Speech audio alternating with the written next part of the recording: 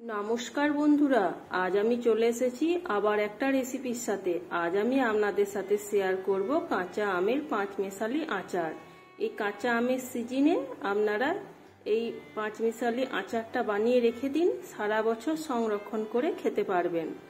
আসুন দেখে নিন তাহলে কিভাবে বানাচ্ছি। আর যদি ভালো লাগে তাহলে অবশ্যই একটা লাইক করবেন। আপনাদের একটা লাইক এবং কমেন্টে আমাদের মনের জোর অনেকটাই বাড়িয়ে তোলে। আমি একটা বড় সাইজের গাজর এভাবে কেটে নিয়েছি, 3টে আম নিয়েছি খোসা সমেত চৌকো আকারে কেটে নিয়েছি, একটা লেবু নিয়েছি এবং কয়েকটা কাঁচা লঙ্কা চেরানো নিয়েছি এবং কিছুটা পরিমাণ আদা এভাবে কেটে নিয়েছি। আপনারা আরো সবজিও নিতে পারেন, এঁচড় নিতে পারেন, মটরশুঁটি নিতে পারেন। এবার আমি একটা পাত্রের মধ্যে এগুলো নিয়ে নিলাম। এর মধ্যে 1 চামচ বিট লবণ এবং সামান্য হলুদ দিয়েছিলাম। সমস্ত কিছু ভালোভাবে আমের সাথে মাখিয়ে নিলাম এবং আধ ঘন্টার জন্য একটা ঢাকনা ঢেকে রেস্টে রেখে দিলাম।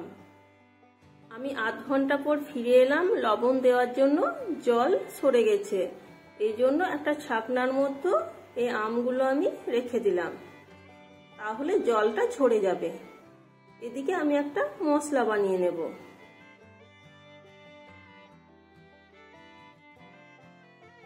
আমি ওভেনে একটা তাওয়া বসিয়ে দিলাম। এর মধ্যে 5টা শুকনো লঙ্কা, 1 চামচ গোটা জিরে, 1/2 চামচ মৌরি, মৌরির পরিমাণটা কম নিতে হবে, 1 চামচ ধনে, জোয়ানের পরিমাণটা বেশি নিতে হবে, 2 চামচ জোয়ান। ক্যামেরাটা অফ হয়ে গিয়েছিল তাই আমি দেখাতে পারিনি। 1/2 চামচ কালো জিরে, 1/2 চামচ মেথি এবং 1/2 চামচ গোলমরিচ নিয়ে নিলাম। এবার আমি এগুলো একটু ভেজে নেব।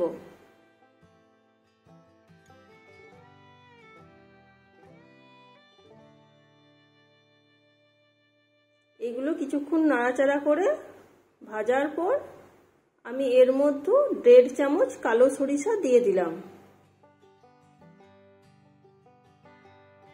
এবার আমি ওভেনটা বন্ধ করে দেব। এই গরম তাওয়ার মধ্যে সরষেটা ভাজা হয়ে যাবে এবং সমস্ত মশলাগুলো ঠান্ডা হয়ে গেলে আমি গুঁড়ো করে নেব। আবার আমি ওভেনে একটা কড়াই বসিয়ে দিলাম। এর মধ্যে কিছুটা পরিমাণ সরিষার তেল গরম হতে দিয়ে দিলাম। তেলটা খুব গরম হয়ে গেলে এর মধ্যে 1.5 চামচ কাশ্মীরি লাল লঙ্কা গুঁড়ো দিয়ে দিলাম কালারের জন্য। আমগুলো আমি একটা পাত্রের মধ্যে নিয়েছি এবং গুঁড়ো করা মশলাটা দিয়ে দিলাম। একটা চামচের সাহায্যে মশলার সাথে আমগুলো আমি ভালোভাবে মিশিয়ে নেব।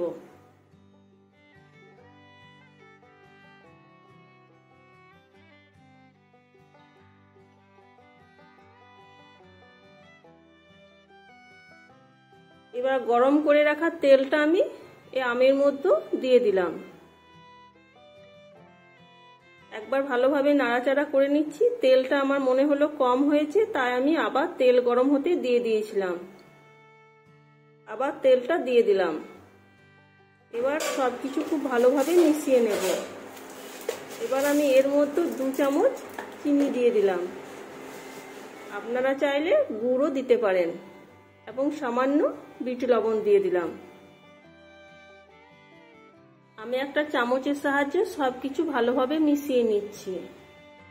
এই আমের আচারটা আপনারা 2-3 দিন রোদে দিয়ে দেবেন। এখন যা রোদ করেছে 2 দিন রোদে দিলেই যথেষ্ট। এবার আমি এটা একটা কাঁচের বয়ামের মধ্যে ভরে নিলাম। আপনারা চেষ্টা করবেন আচারটা কাঁচের বয়ামে রাখা, তাহলে অনেক দিন ধরে ভালো থাকে। এই আমের পাঁচমেশালি আচারটা রুটি, লুচি, পরোটা, ভাতের সাথে খেতে খুবই ভালো লাগে। বন্ধুরা, আজ আমার এই পাঁচমেশালি আমের আচারের রেসিপিটা আপনাদের কেমন লেগেছে অবশ্যই কমেন্ট করে জানাবেন। আর যদি এভাবে বাড়িতে না বানিয়েছেন তাহলে অবশ্যই একবার বানিয়ে দেখবেন এবং কেমন হয়েছে কমেন্টে জানাবেন। আর আমার রান্নার রেসিপিগুলো যদি আপনাদের ভালো লেগে থাকে তাহলে অবশ্যই লাইক, কমেন্ট এবং বন্ধুদের সাথে শেয়ার করবেন। আর নতুন বন্ধুদের উদ্দেশ্য বলছি, এখনো পর্যন্ত আমার চ্যানেলটা যারা সাবস্ক্রাইব করেননি প্লিজ চ্যানেলটা সাবস্ক্রাইব করে আমার পাশে থাকার অনুরোধ জানাচ্ছি। তাহলে আবার দেখা হচ্ছে নেক্সট কোনো নতুন ভিডিওতে।